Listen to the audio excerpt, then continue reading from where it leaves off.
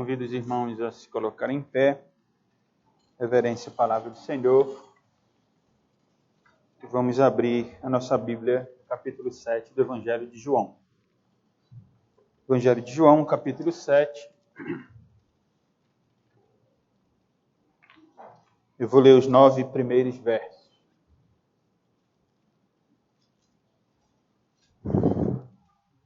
João, capítulo 7, do verso 1 até o verso de número 9. Diz assim a palavra do Senhor. Passadas estas coisas, Jesus andava pela Galileia, porque não desejava percorrer a Judéia, visto que os judeus procuravam matá-lo. Ora, a festa dos judeus, chamada de festa dos tabernáculos, estava próxima. Dirigiram-se, pois, a ele e os seus irmãos e lhe disseram: deixa este lugar e vai para a Judéia, para que também os teus discípulos vejam as obras que fazes. Porque ninguém há que procure ser conhecido em público e, contudo, realize os seus feitos em oculto. Se fazes estas coisas, manifesta-te ao mundo, pois nem mesmo os seus irmãos criam nele. Disse-lhes, pois, Jesus: o meu tempo ainda não chegou, mas o vosso sempre está presente. Não pode o mundo odiar-vos, mas a mim me odeia, porque eu dou testemunho a seu respeito de que as suas obras são más. Subi vós outros à festa. Eu, por enquanto, não subo, porque o meu tempo ainda não está cumprido. Disse-lhe Jesus estas coisas e continuou a Galileia. Vamos orar.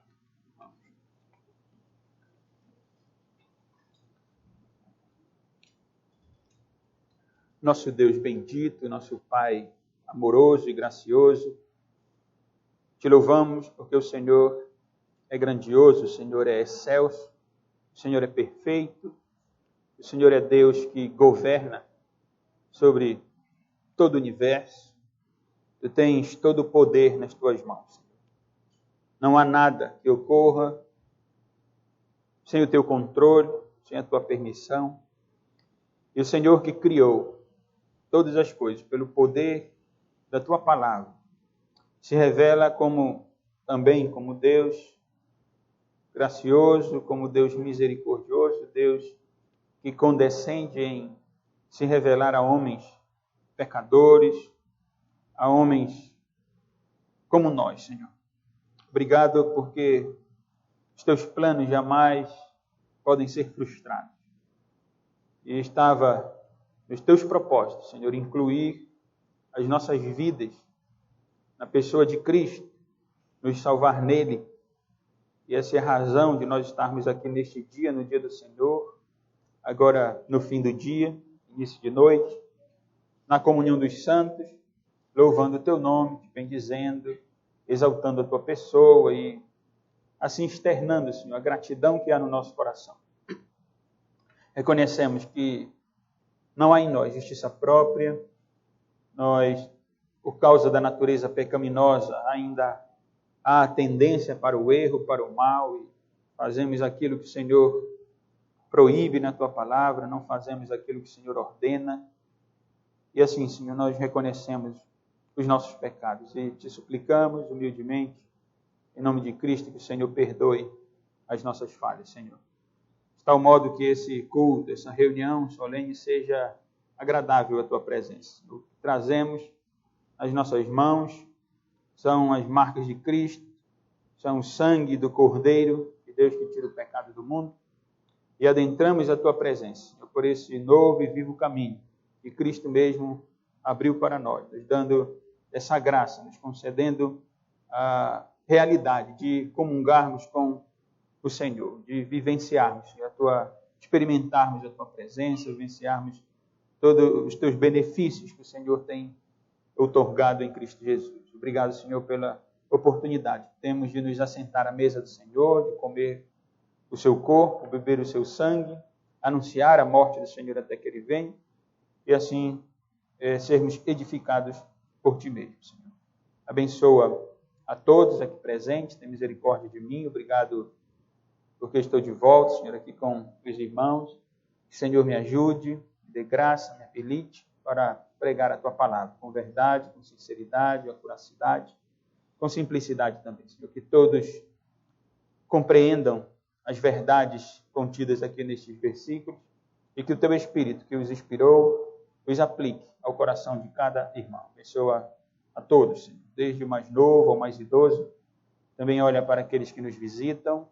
Que o Senhor conforte a Tua igreja, edifique a Tua igreja, e se há alguém no nosso meio que ainda não se confiou a Cristo, traz a salvação, Senhor, nessa noite. Converte pessoas, Senhor, traz a vida eterna, o milagre, Senhor, da salvação, como o Senhor realizou um dia em nós, quando também estávamos longe do Senhor, mortos de nossos delitos e pecados. Abençoa, Senhor, a todos nós, olha também para os enfermos, cuida deles, conforta-os, e em nome de Jesus é que nós te oramos. Amém. Irmãos, podem sentar.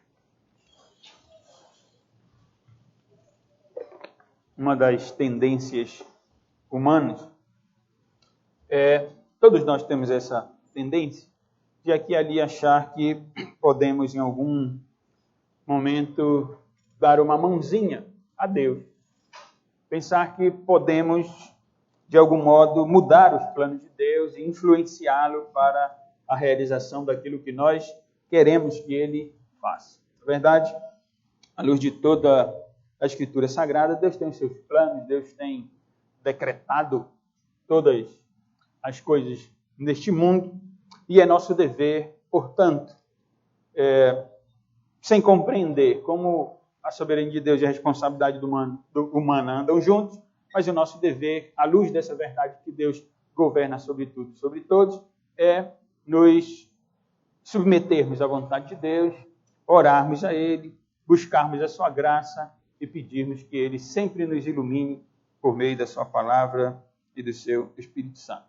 Essa é uma das verdades que nós encontramos aqui nos versos que eu acabei de ler, que vamos considerar a partir de agora. Passei 2 semanas fora da igreja, descansando, e agora retornamos à pregação do Evangelho de João. Como sempre faço, domingo após domingo, agora também faço relembrando os irmãos em que ocasião se encontra esse texto. Os versos de 1 a 6 do capítulo 7 do Evangelho de João se encontram na segunda sessão do Evangelho. Primeira sessão abrangeu o capítulo 1 até o capítulo 4, onde o apóstolo João apresentou o início do ministério terreno do nosso Senhor Jesus Cristo. E a segunda sessão, a qual estamos estudando, envolve os capítulos 5 a 10. Nessa sessão, o apóstolo João, sob a inspiração do Espírito Santo, nos apresenta o ministério do Senhor Jesus Cristo, sofrendo objeção por parte dos judeus, por parte daqueles a quem Deus havia revelado a sua vontade na antiga dispensação da graça, que nós conhecemos como Antigo Testamento. Aqui no capítulo 7, eu pedi ao presbítero Jonas que lesse o capítulo, maior parte do capítulo 6, porque foi onde nós estivemos meditando nos últimos domingos que eu estive pregando no Evangelho de João. Jesus vem pregando, Jesus acaba de pregar um grande sermão acerca da realidade e da verdade de que Ele é o pão da vida. Esse sermão ocorreu em decorrência da grande ousadia que os judeus tiveram de chamar o Senhor Jesus Cristo e pedir que Ele apresentasse sinais, haja vista que, como judeus, eles tinham uma história religiosa, eles foram até o Antigo Testamento para dizer a Jesus: olha, os nossos pais, os nossos antepassados, os judeus, eles comeram maná do deserto, porque Moisés deu o maná, e eles comeram e foram sustentados. E que sinais tu trazes? Já que há sinal, era comum que os judeus exigissem sinais por parte daqueles que apareciam como profetas, por parte daqueles que vinham falando das verdades de Deus. Isso levou Cristo a proferir o seu grande sermão acerca do pão da vida. E agora, nós lemos aqui no capítulo 7, passadas estas coisas, Jesus andava pela Galileia. E eu quero, antes de considerar esses 6 primeiros versos, que os irmãos tenham apenas uma visão do capítulo 7, aqui no capítulo 7 especificamente, os irmãos vão ver primeiro Jesus.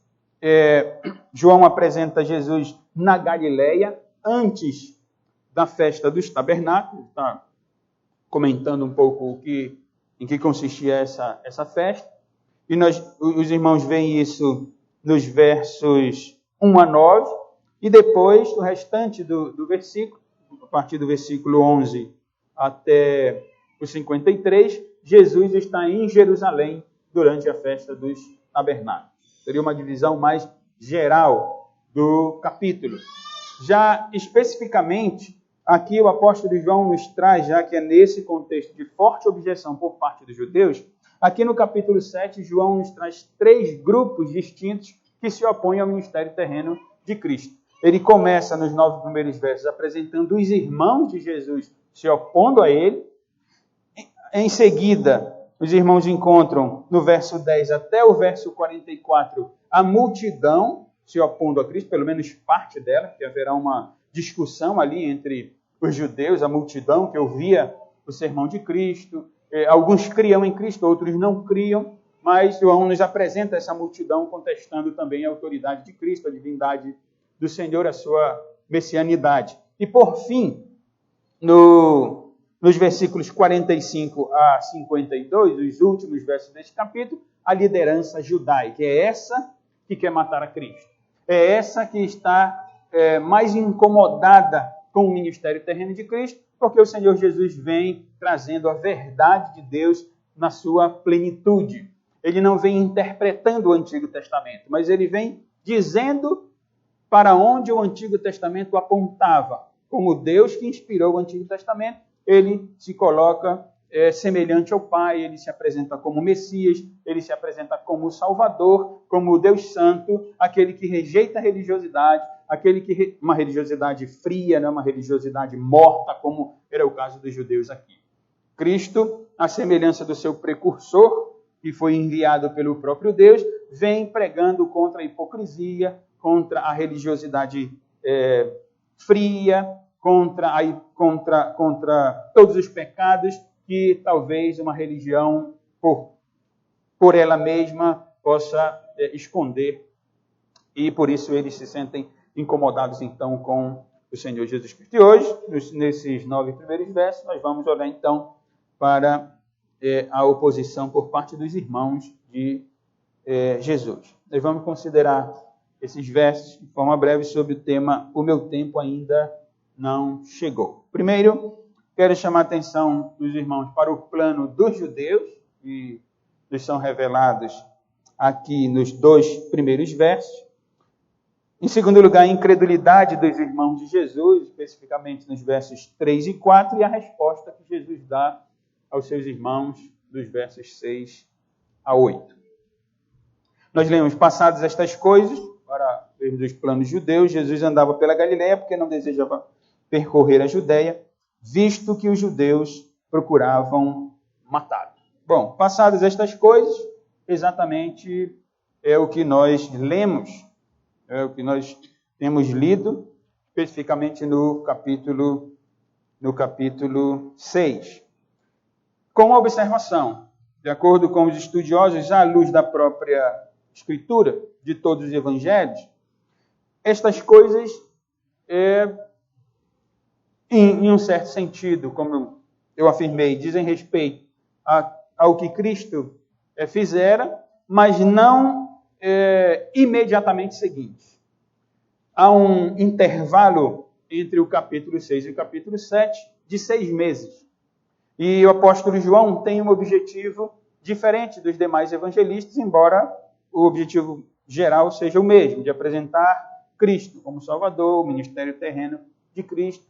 Mas, à luz de Mateus, Marcos e Lucas, se os irmãos observarem, depois de forem ler os evangelhos de Mateus, Marcos e Lucas, vão ver que entre essa multiplicação dos pães que houve, e que gerou também o sermão de Cristo, entre essa multiplicação de pães e o que ocorre aqui, quando os irmãos de Jesus se opõem a Cristo, há vários feitos do Senhor Jesus. Mateus, Marcos e Lucas nos mostram exatamente o que Jesus fez neste intervalo. João não tem o objetivo de mostrar os outros ensinamentos, de mostrar os outros feitos de Cristo, enfim. João quer chegar logo no ministério final de Cristo. Quando iniciei o capítulo 5 ou o capítulo 6, eu disse aos irmãos que faltava um ano para a entrada de Jesus em Jerusalém, para a sua morte. O que significa que aqui faltam 6 meses. Jesus, daqui a 6 meses, ele entrará em Jerusalém para cumprir com o seu propósito, de ir para a cruz do Calvário e morrer para salvar aqueles a quem Deus entregou a ele, como ele vem dizendo aos judeus. Então nós lemos aqui que passadas estas coisas, depois de Cristo ter desempenhado seu ministério, ensinado muitas coisas, pregado seu sermão do pão da vida, desnudando a hipocrisia dos judeus, Jesus andava pela Galileia. E João nos diz que ele tinha um propósito, que Cristo não dava passos, ele não realizava os seus feitos sem propósito. Ele não desejava, diz o texto, percorrer a Judéia, porque os judeus procuravam matá-lo. É isso que nós lemos aqui no verso 1. Não que seja inédito esse objetivo, esse propósito dos judeus. No capítulo 5, depois de Jesus ter curado um paralítico, no versículo 18 nós lemos, e Jesus curou o paralítico, Jesus ensinou aos judeus que ele e o Pai eram semelhantes, que ele realizava a vontade do Pai, de fato. Isso incomodava os judeus, né? Comparando, abrindo um parêntese, a comparação é como um crente sincero e alguém que não é crente, um ímpio. O que incomoda o ímpio não é a doutrina que o crente tem, não é o conhecimento que o crente tem, mas o que incomoda o ímpio é a vida santa que o crente leva. O ímpio se incomoda com o testemunho real de um crente. Quando o crente diz, não, eu não vou assinar esse documento porque esse documento está errado. Então o ímpio se incomoda com essa santidade. Quando o crente diz, não, eu acabei meu trabalho, eu vou para casa porque a minha esposa está me esperando em casa. Eu não vou para a festa, eu não vou fazer outra coisa, mas eu vou para casa e meus filhos e minha esposa estão esperando. Isso incomoda o ímpio. E os judeus aqui são apresentados, eles são descritos por João como homens que não conhecem a Deus de verdade. E Cristo vinha ensinando, dizendo, eu conheço o Pai, eu faço a sua vontade, eu ensino o que ele quer que eu ensine. E isso incomodava os judeus. E no versículo 18 do capítulo 5, nós lemos, por isso, pois os judeus ainda mais procuravam matá-lo. Porque não somente violava o sábado, na ótica dos judeus, Cristo tinha curado o paralítico no dia de sábado, mas também dizia que Deus era seu próprio Pai, fazendo-se igual a Deus. João nos vem mostrando o cerco que os judeus fazem para pegar Cristo, para matar o nosso Senhor Jesus. E o cerco vai se fechando. Vai se fechando. Vejam no capítulo, aqui mesmo no capítulo 7, nós lemos no verso 1, né, no finalzinho, os judeus procuravam matá-lo. No verso 19, no finalzinho do verso 19, por que procurais matar-me? Jesus pergunta aos judeus. No verso 25, diziam alguns de Jerusalém, não é este aquele a quem procuram matar? No verso 30, então procuravam prendê-lo. Verso 32, os fariseus, ouvindo a multidão murmurar estas coisas a respeito dele, juntamente com os principais sacerdotes e a liderança judaica, enviaram guardas para o prenderem. Verso 44, alguns dentre eles queriam prender. O cerco vai se fechando. Os judeus estão bastante incomodados e querem, então, prender a Cristo e matar. Por isso, Galileia, irmãos, é o local mais tranquilo. Jesus está na região norte, ali da Palestina. Ele ainda não desce a Jerusalém, ele ainda não irá à Judéia. Por quê? Porque os judeus que estão ali querem prender o Senhor Jesus. E Jesus, sabendo disso, como o próprio texto que estamos estudando aqui revela, não por medo, mas pelo propósito de Deus, pela submissão, como os irmãos vão ver, que Cristo tem ao Pai, ele não vai à Judéia, ele prefere ficar na Galileia, pregando na Galileia, exercendo o seu ministério terreno. João nos diz ainda no verso 2 que a festa dos tabernáculos é a festa dos judeus. Vejam como João separa bem quem é Cristo, quem são seus discípulos, quem são os judeus. E ele diz, ora, a festa dos judeus, chamada de festa dos tabernáculos, estava próxima. Essa, dizem os estudiosos, a festa mais importante nessa época de Cristo.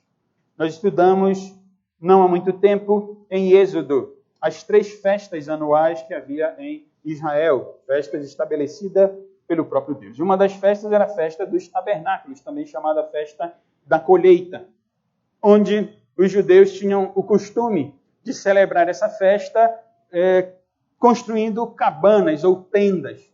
O propósito dessa festa era relembrar ou trazer à memória o modo pelo qual os seus antepassados viveram, tinham vivido durante a peregrinação no deserto. Ali, no Antigo Testamento, nós encontramos a narrativa e a informação de que o povo foi liberto do Antigo Testamento, o povo de Israel, os judeus foram libertos do Egito e foram conduzidos pelo Senhor ao deserto. E o Senhor, então, abençoou o povo, guardou o povo, proveu para o povo, e isso enquanto eles viviam em cabanas. Eles eram peregrinos e montavam as suas cabanas, passavam horas ali, e os judeus tinham essa prática religiosa, eles observavam essa festa dentre eles, dentre os judeus, e moravam então em tendas para trazer à memória o benefício de Deus, a graça do Senhor, o favor de Deus, o cuidado de Deus sobre a vida deles. Mas não esqueçam, embora a festa tivesse sido estabelecida por Deus, Levítico 23 descreve a festa e toda a prática daquela festa. E eu digo, embora a festa tenha sido estabelecida por Deus, nesse contexto em que Cristo vem ao mundo para desempenhar o seu ministério terreno, a festa é puramente religiosa. O princípio da festa era esse: agradecer a Deus, louvar a Deus, trazer à memória os seus feitos, o seu cuidado. Mas esse povo judeu, João nos disse isso logo no prefácio do seu evangelho, esse povo foi quem recusou a Cristo. Jesus veio para os seus, mas os seus não o receberam, recusaram. E todos aqueles que receberam, ou mais, porém, contudo, todos aqueles que receberam a Cristo, esses receberam o poder de serem feitos filhos de Deus. E são, de fato, filhos de Deus, como João deixa claro na sua primeira epístola. Então, essa era a festa. Era uma festa importante, festa dos tabernáculos, ou festa da colheita, e multidão, os judeus aqui estão dispersos, e eles vinham de vários locais para Jerusalém para celebrar essa grande festa. E essa festa servirá de pano de fundo para todo o ensinamento que Cristo vai proferir a partir daqui. Ele falará acerca da luz, ele falará acerca da água viva, porque havia uma prática dentro da festa de usar a água, e Cristo usará esses elementos da festa para se apresentar como aquele para quem o Antigo Testamento apontava. Multidão participava dela, e nessa ocasião, irmãos, então, em que a festa estava próxima, os irmãos de Jesus aqui fazem uma sugestão ridícula a Cristo, como nós encontramos nos versos 3 e 4. Dirigiram-se, pois, a ele os seus irmãos e lhe disseram: deixa este lugar e vai para a Judéia. Quer dizer, desce, no mapa desce para o sul, para que também os teus discípulos vejam as obras que faz, porque ninguém há que procure ser conhecido em público, e contudo realize seus feitos em oculto, faz estas coisas, manifeste-te ao mundo. Aqui é uma discussão, a interpretação católico-romana, enfim, de quem são os irmãos de Cristo. Alguns dizem que não eram necessariamente os irmãos de sangue, mas eram primos, eram parentes, porque, de fato, no grego dá essa também conotação. Há uma passagem, e os irmãos devem lembrar, onde Cristo mesmo disse: quem são os meus irmãos, quem é meu pai, quem é minha mãe, é todo aquele que faz a vontade de Deus. E alguns, então, procuram, dentro dessas possibilidades, afirmar que o texto não diz respeito aos irmãos de Jesus de sangue. Ora, mas vejam que se eles não são os irmãos de Jesus, e isso eu vou estar aplicando depois aos irmãos, chamando a atenção dos irmãos, a verdade é que não há muito sentido na objeção do próprio Cristo a esses homens. Eu vou explicar melhor para os irmãos depois. Aqui, o que Jesus está revelando é que a fé, eu vou já chamar a atenção para isso, que a fé, ela não é algo genético. A fé não é algo natural nesse sentido, né? E isso vai ficar bem claro agora. Qual é a sugestão que os irmãos de Jesus, ou meio-irmãos de Jesus, né? Porque, enfim, qual é a sugestão que os irmãos de Jesus fazem a ele? Sai da Galileia, vai para a Judeia, desce, lá tu serás conhecido. Tu tens que ser conhecido. Esses irmãos de Jesus, eles pensam que Jesus quer ser famoso. Olhamos no verso 4. Ninguém há que procure ser conhecido em público, e contudo realize os seus feitos em ocultos. Faz estas coisas, manifesta-te ao mundo. O que os irmãos de Jesus estão dizendo é, olha, tu estás aqui na Galileia, tu estás fazendo sinais, tu estás curando enfermos, tu estás ensinando a tua doutrina, vai para a Judeia. Sai do local que não é muito conhecido e vai para Jerusalém. Esse pensamento, irmãos, é muito comum daqueles que são próximos até mesmo de pregadores do Evangelho. É muito comum pensar assim, poxa, você está pregando a Escritura, você está pregando a Bíblia, então vai para um centro maior, vai pregar para mais pessoas. O que você está fazendo aí nesse localzinho, nesse lugar pequeno, onde você não tem fama, onde você... É muito natural que se pense assim. Só que, irmãos, Cristo, ele é exemplo para nós em todos os aspectos. Em todas as áreas da vida, Cristo é exemplo para nós. Galileia era um lugar tranquilo. Não era como a Judeia. Os judeus, que vinham de vários lugares, iam para Jerusalém para celebrar a festa. Mas João nos mostra aqui, ele explica no verso 5, que nem mesmo os irmãos de Jesus criam nele. João, sob a inspiração do Espírito Santo, nos revela que a motivação dos irmãos de Cristo em dizer vai para Jerusalém não era cooperar com o seu ministério. Os seus irmãos não estão preocupados aqui com a efetivação do plano de Deus. Eles apenas querem influenciar Cristo para que ele seja conhecido. Jerusalém é mais importante do que Galileia.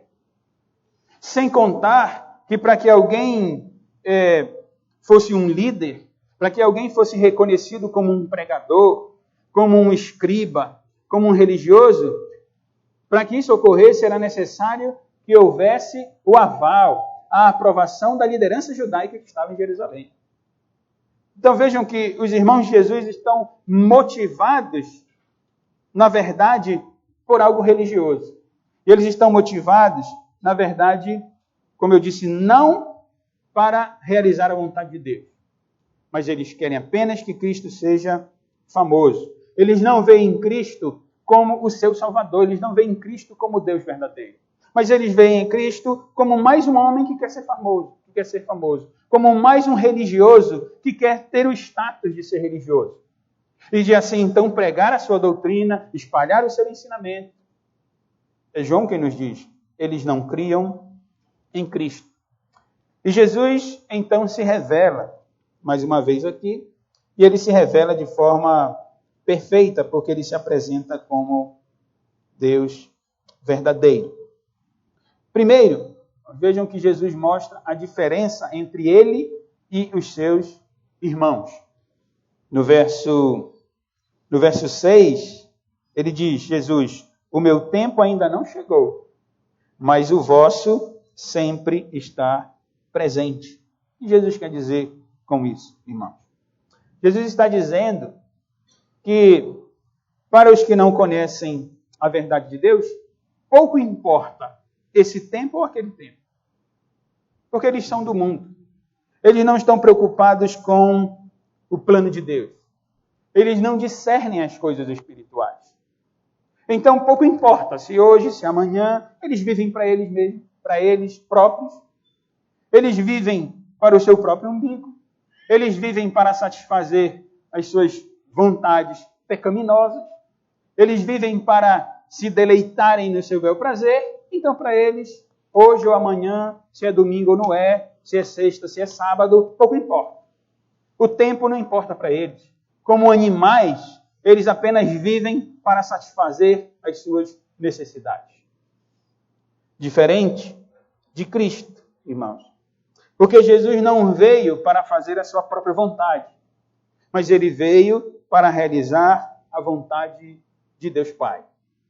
Ele veio como a segunda pessoa da Trindade Santa, submissa à vontade de Deus Pai, que o designou, ou a Trindade naquele acordo eterno, naquela aliança eterna, designou Cristo para encarnar e cumprir com o propósito da salvação eterna. Salvar aqueles a quem Deus quer salvar. Aqueles a quem o Pai entrega a Cristo.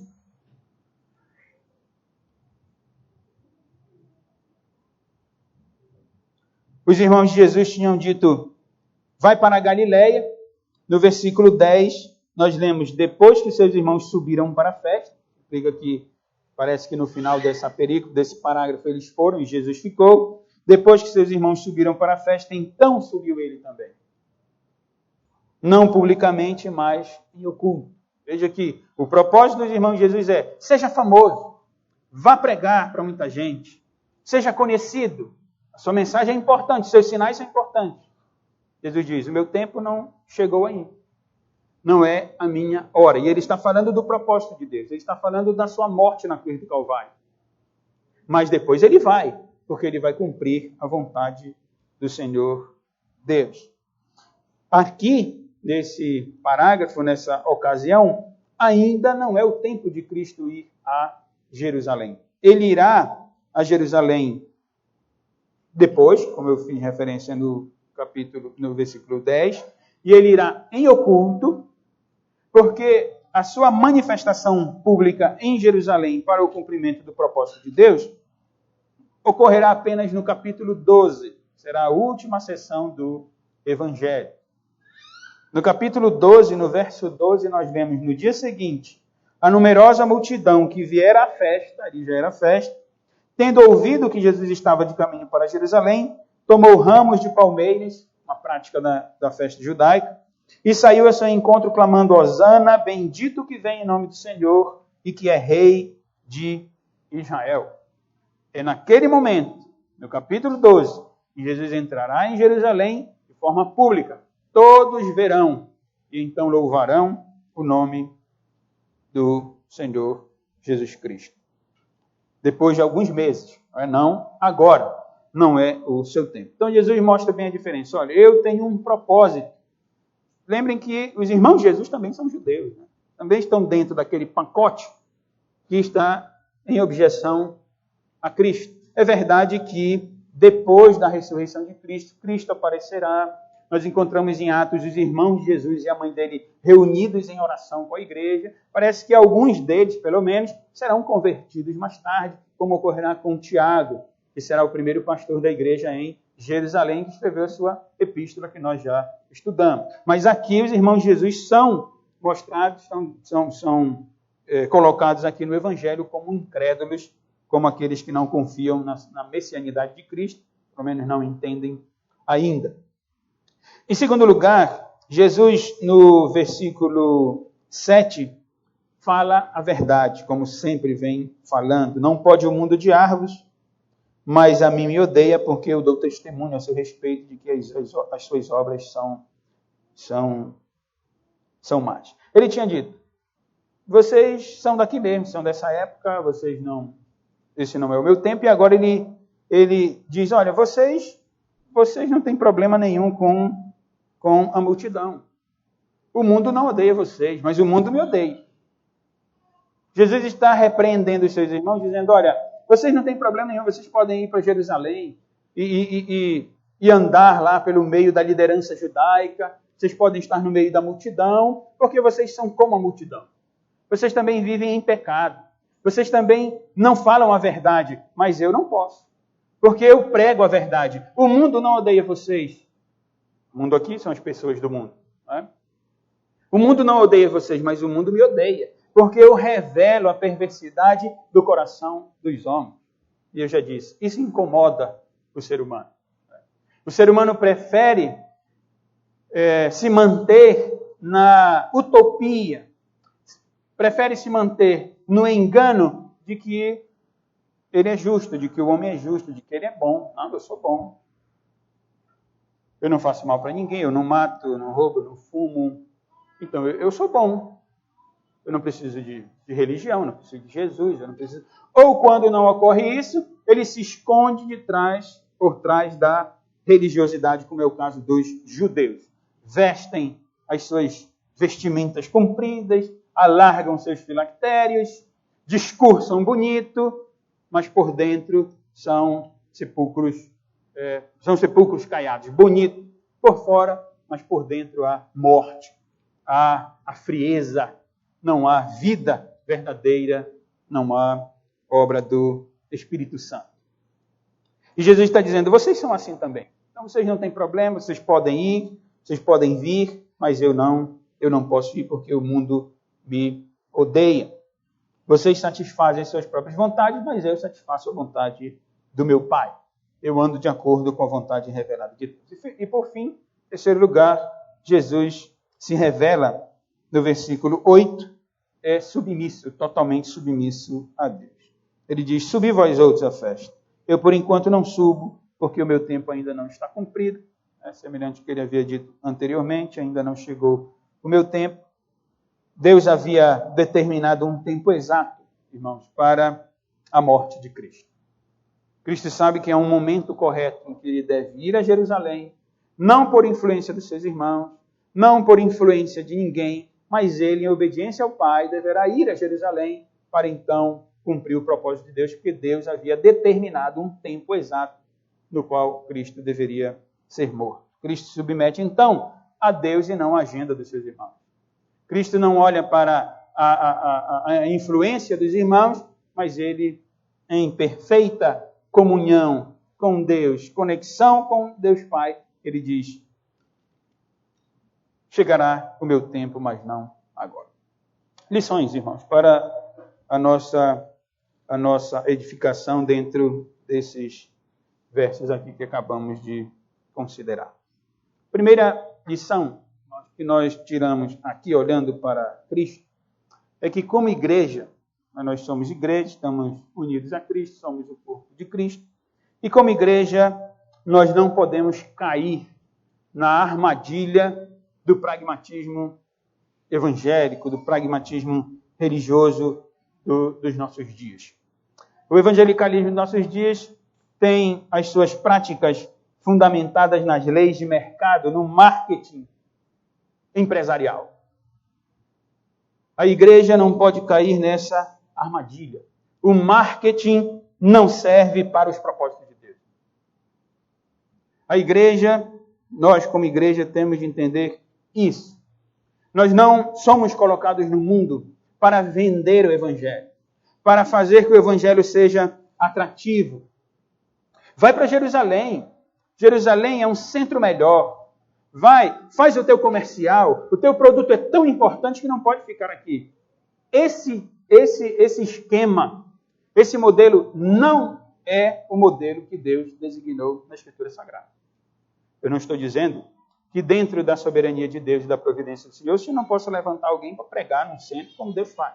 Não é isso que eu estou dizendo. Eu só estou dizendo que a igreja não pode almejar isso. Cristo disse, ainda não é o meu tempo. Chegará um tempo em que eu deverei ir. E ele iria para quê? Não para se tornar conhecido como os irmãos dele queriam, mas para cumprir o propósito de Deus. A verdade é que ele seria conhecido por todo mundo. Louvado seja Deus por isso. Era plano de Deus desde o Antigo Testamento, mas Cristo quer fazer a vontade de Deus. Nós, como igreja, temos de andar em obediência à palavra do Senhor. E não de acordo com os métodos de venda. Mas o nosso papel como igreja é ser coluna e baluarte da verdade. É proclamar a verdade.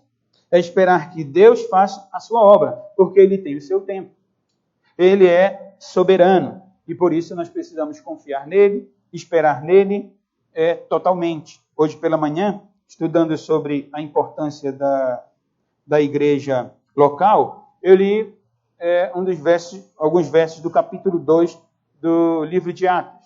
Lucas, o doutor de Paulo, ele escreve no capítulo 2 e falando da comunhão dos irmãos, como a igreja vivia em comunhão, e ele disse lá no finalzinho do capítulo 40, do versículo 47 do capítulo 2 de Atos, que o Senhor acrescentava dia a dia os que iam sendo salvos. Porque é assim que Deus faz. Deus salva quem Ele quer, no momento em que Ele quer, e acrescenta na sua igreja. A igreja não precisa estar pedindo emprestado técnica de marketing, técnica de venda, para então chamar alguém para o Evangelho. É o Espírito Santo que faz isso. Cristo não está preocupado em ser famoso. Cristo não está preocupado em fazer aquilo que seus irmãos queriam que ele fizesse. Não, ele quer cumprir a vontade de Deus. Por quê? Nossa segunda lição. Deus é soberano em seus propósitos. Deus é soberano em seus propósitos. E Ele nos incluiu nos seus planos. E no que diz respeito às nossas vidas, que trazendo um pouco para a nossa vida, orando para Cristo, o que nós temos que fazer é descansar no Senhor. Deus tem cuidado de nós. Por mais difícil ou difíceis que as coisas estejam, Deus tem cuidado de nós, irmãos. Como eu disse no início da pregação, uma das tendências nossas é achar que podemos dar uma mãozinha a Deus. E nós não podemos fazer isso. Nós não podemos dar uma força a Deus. Nós não podemos ajudar a Deus. Não, irmão. Nós temos de confiar nele. E nós temos de obedecê-lo. Por isso, a grande necessidade que nós temos de conhecer a sua palavra, a Escritura Sagrada. A palavra de Deus nos guia, nos orienta, nos ilumina. A palavra de Deus é lâmpada para os nossos pés. É luz para o nosso caminho. Ela lança luz nas nossas decisões. O que nós temos de fazer é orar. E tomar as decisões. Mas de forma responsável. O que é uma decisão responsável? É uma decisão que está em conformidade com as Escrituras. Com a vontade de Deus revelada. Deus é soberano. No capítulo 8 de Romanos, também o Espírito, diz o apóstolo Paulo, semelhantemente nos assiste em nossa fraqueza, porque não sabemos orar como convém, mas o mesmo Espírito intercede por nós sobremaneira, com gemidos inexprimíveis. E aquele que sonda os corações, sabe qual é a mente do Espírito, porque segundo a vontade de Deus é que ele intercede pelos santos. Sabemos, diz o apóstolo Paulo, que todas as coisas cooperam para o bem daqueles que amam a Deus, daqueles que são chamados segundo o seu propósito. Tudo isso é visto na pessoa de Cristo. Cristo encarna, Cristo se submete à vontade de Deus, ele sabe que irá morrer, ele sabe que deverá ir a Jerusalém, mas ele descansa no Senhor e ele espera os propósitos de Deus se cumprirem na sua vida. E nós temos a revelação de Deus para as nossas vidas. Como eu disse, oremos e tomemos as nossas decisões de acordo com aquilo que a palavra revela. Isso é agir com responsabilidade. E a terceira lição é que a fé não é algo que depende da genética.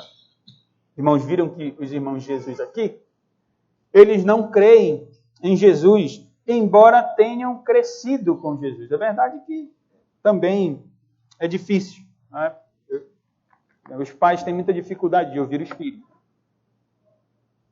Os irmãos mais velhos têm muita dificuldade de ouvir os irmãos mais novos. Isso é quase que natural. Imagina, esses irmãos conviveram com Cristo. viram Cristo, brincaram com Cristo, estudaram com Cristo.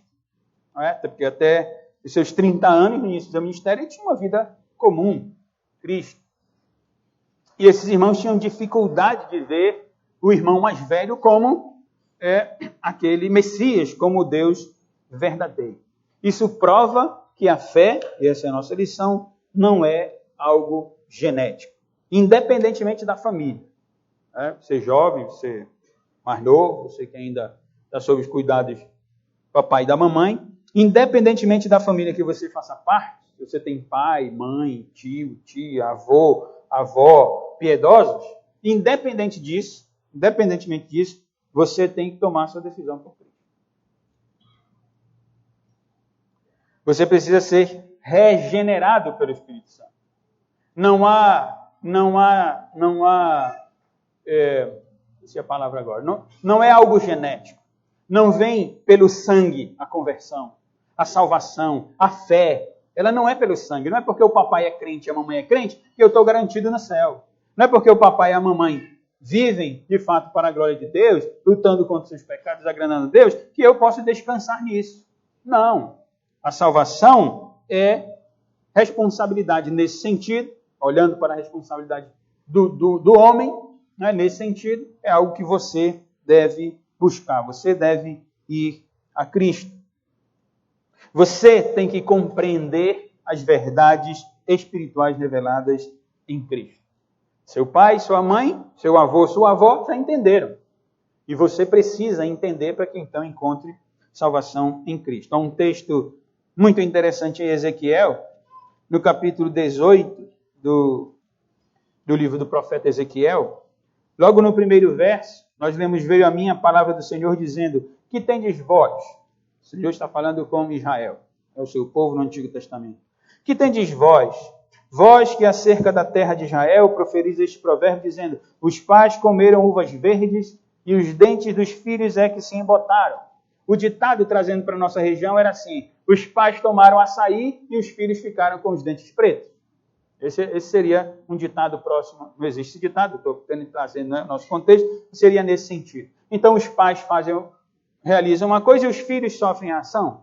Os pais tomam açaí e os filhos é que ficam com os dentes pretos. Tão certo como eu vivo, diz o Senhor, jamais direis este provérbio em Israel. Eis que todas as almas são minhas, diz o Senhor. Como a alma do pai, também a alma do filho é minha. A alma que pecar, essa morrerá. Verso 10. Se ele gerar um filho ladrão, vejam, o pai gerar um filho ladrão, derramador de sangue, que fizer a seu pai qualquer destas coisas, e não cumprir todos aqueles deveres, mas antes comer carne sacrificada nos altos, contaminar a mulher de seu próximo, oprimir ao pobre necessitado, praticar roubos, não tornar o penhor, levantar os olhos para os ídolos, cometer abominação, emprestar com usura e receber juros, porventura viverá? Vejam, o pai gerou um filho ladrão. O Senhor diz: não viverá. Todas estas abominações ele fez e será morto, o filho. O seu sangue será sobre ele, porque o filho é responsável. No verso 19, mas dizeis: por que não leva o filho à iniquidade do pai? Porque o filho fez o que era reto e justo, e guardou todos os meus estatutos, e os praticou, por isso certamente verá. Aqui é um outro caso. Deu o exemplo de pai que gera filho ladrão. E diz: olha, o filho ladrão vai pagar. E agora ele traz o exemplo, ele havia falado nos versos anteriores ao verso 19, de um filho que se converte. E por isso nós lemos: o filho fez o que era reto e justo, e guardou todos os meus estatutos, e os praticou, por isso certamente verá. Verso 20, a alma que pecar, essa morrerá. O filho não levará a iniquidade do pai, nem o pai a iniquidade do filho. A justiça do justo ficará sobre ele, e a perversidade do perverso cairá sobre ele. Mas, se o perverso se converter de todos os pecados que cometeu, e guardar todos os meus estatutos, e fizer o que é reto e justo, certamente viverá, não será morto. De todas as transgressões que cometeu, não haverá lembrança contra ele. Pela justiça que praticou, viverá. Acaso, diz o Senhor, tenho eu prazer na morte do perverso? Diz o Senhor Deus. Não desejo eu antes que ele se converta dos seus caminhos e viva? Então, aplicando, irmãos, para nós, eu dizia, independentemente da sua família, você tem que tomar uma decisão por Cristo. independentemente da piedade ou da perversidade de seus pais, você tem que crer em Cristo. Você tem que buscar a graça de Deus. Última lição. Porque o coração do homem é perverso. E Jesus revela a perversidade do mundo. E essa é a realidade contida na Escritura Sagrada. Jesus disse aos irmãos, vão para Jerusalém, vão para a Judéia, vão para Jerusalém, vão para a festa.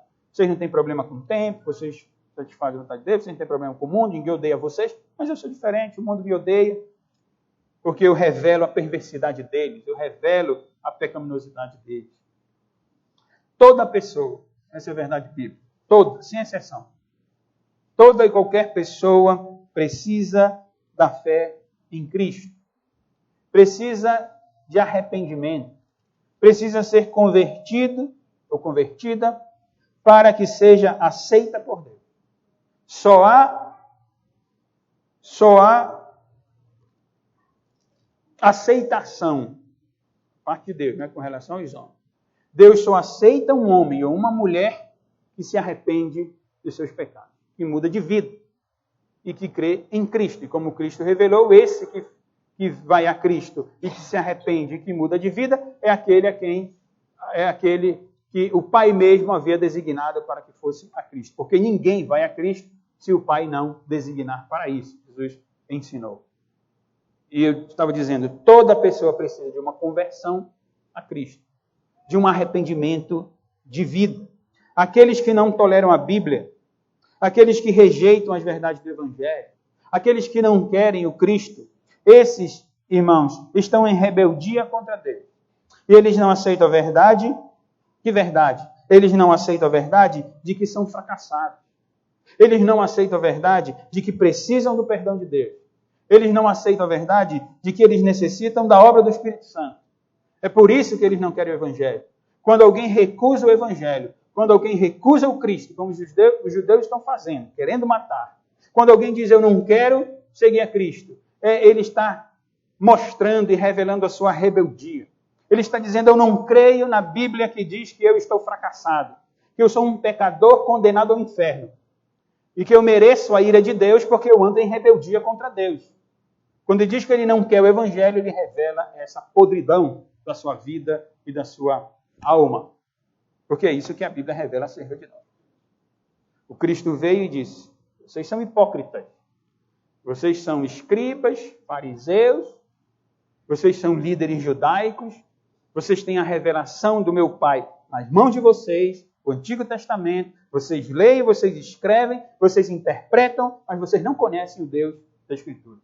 Vocês não conhecem o meu Pai, porque eu conheço o meu Pai. É isso que Jesus ensinava.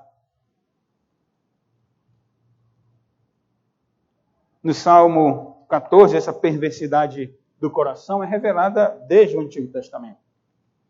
Paulo, quando escreveu aos Romanos, citou Salmo 14, 1 a 3, diz, o insensato no seu coração não há Deus. Corrompem-se e praticam abominação, diz o salmista. Já não há quem faça o bem. Do céu olha o Senhor para os filhos dos homens, para ver se há quem entenda, se há quem busque a Deus. Foi a conclusão. Todos se extraviaram e juntamente se corromperam. Não há justo quem faça o bem. Não há nenhum sequer. O final desse salmo diz, tomara de Sião viesse a salvação de Israel. Quando o Senhor restaurar a sorte do seu povo, então exultará Jacó e Israel se alegrará. Era uma profecia acerca da volta de Cristo, da vinda de Cristo, né, na sua primeira vinda, que se cumpriu e ainda aponta para o último estágio, ou a segunda volta de Cristo, quando então Israel, o verdadeiro Israel espiritual, todos aqueles a quem Deus deu a Cristo, exultarão, se alegrarão no Senhor. Jesus é o único que pode conduzir um homem pecador a Deus. Por isso, nós estamos estudando o Evangelho de João. E fica explícito, e fica claro, que para ir a Deus só pode ser por meio de Cristo. Ele é o único caminho, ele é a verdade. Só ele pode conduzir o homem a Deus. Nada mais. Pode haver uma capa de religiosidade, pode haver como se vai ao emprego, um cumprimento de exigências dentro de uma religião, seja ela qual for. Mas isso não leva a Deus. O que leva a Deus é a verdade em Cristo Jesus. É olhar para Cristo e ver Cristo como o Salvador, como o Messias, como o Deus verdadeiro, como aquele que tem a realidade plena, aquele que revela a Deus de fato. Por isso, vá a Cristo. Por isso, confesse seus pecados a Cristo. Creia nele e receba então a vida eterna. Receba então o direito de ser chamado Filho de Deus, como nós já consideramos aqui. Deus nos abençoe. Vamos ficar de pé. Pedir ao presbítero Zoênio que escolheu um cântico. Vamos louvar o nome do Senhor, orar. Enquanto louvamos o nome do Senhor, eu convido o pastor Armando, os presbíteros, para virem à frente, para nós celebrarmos a Santa Ceia do Senhor.